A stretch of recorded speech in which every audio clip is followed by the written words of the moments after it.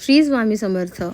मित्रांनो, तुम्ही श्री स्वामी समर्थांचे अनेक चमत्कार ऐकले असतील, पण एका लहान निष्पाप मुलासाठी स्वामींनी निसर्गाचा नियम कसा बदलला हे तुम्हाला माहिती आहे का?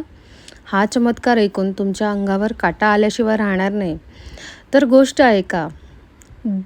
एकदा अक्कलकोटमध्ये एक गरीब जोडपं आपल्या लहान मुलाला घेऊन श्री स्वामींच्या दर्शनांसाठी आले होते. तो मुलगा जन्मापासूनच आंधळा होता. अनेक डॉक्टरांचे उपचार करूनही काहीच फरक पडला नव्हता.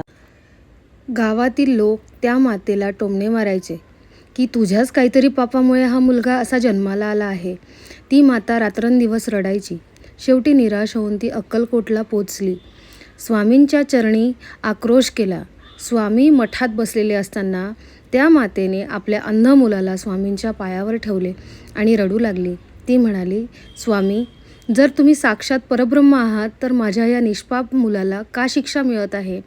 याला डोळे द्या, नाहीतर आमचा जीव घ्या.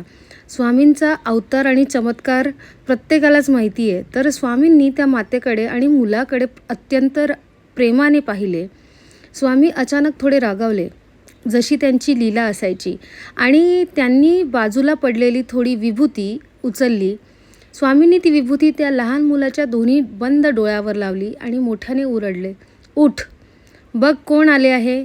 क्षणार्धात मिळालेली दृष्टी म्हणजेच चमत्कार असा झाला, त्या मुलाने हळूहळू आपले डोळे उघडले. जन्मापासून ज्याने कधी प्रकाश पाहिला नव्हता त्याला साक्षात ब्रह्मांड नायकाचे रूप दिसले. तो मुलगा आनंदाने ओरडला, आई, मला दिसत आहे, समोर देव बसले आहेत.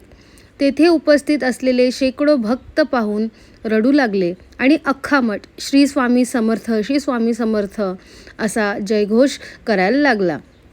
तर ह्यातनं हेच तात्पर्य मिळतं की जगातील सर्व दरवाजे बंद झाले तरी स्वामींचा दरवाजा कधीच बंद होत नाही. फक्त तुमची श्रद्धा खरी असायला हवी. जर तुम्हालाही श्री स्वामी समर्थांवर विश्वास असेल तर कमेंटमध्ये श्री स्वामी समर्थ नक्की लिहा आणि चॅनलला सबस्क्राईब करायला विसरू नका. श्री स्वामी समर्थ.